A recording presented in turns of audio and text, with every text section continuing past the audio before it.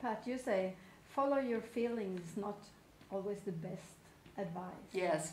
I was actually taught in graduate school to follow your feelings. Now we know feelings come from our history. So if you always follow your feelings, you're going to keep on doing what you are used to do, and maybe that doesn't work. So I say, feel the feeling, but check in with your rational mind and make a conscious decision to do the right thing. And what we think is the right thing is whatever fits your core values, who you are uniquely. So feel the feeling, but check in with your brain and your conscious mind and do the right thing. But it's not always easy to know what's the right thing. What's the right thing is really in line with who you are and who you want the people you love to remember you as, or how you want people to experience you. In fact, you're raising a very good question. When I say, who are you, to my friends or my clients or people who come to my workshops, they look, what? What do you mean?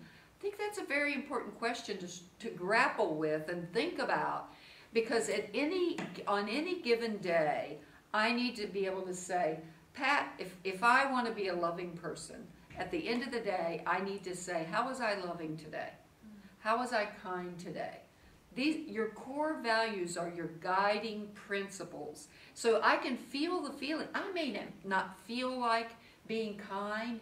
I may not feel like being loving. But if I'm going to be true to myself and I'm going to be in control of my feelings, not my feelings in control of me, I can feel the feeling, but I have to do the right thing that's in line with who I am.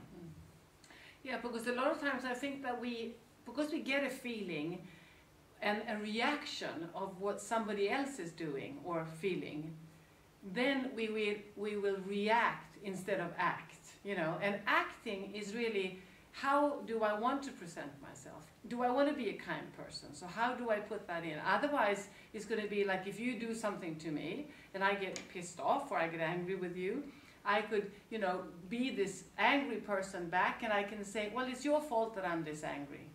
And it's really not your fault that I'm angry, because I'm responsible.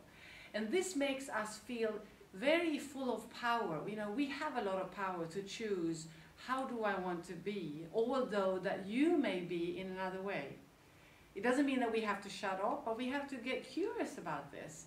And a bit curious and warm against ourselves and say, interesting, how I lose myself with certain people. And I become a person that I don't want to be.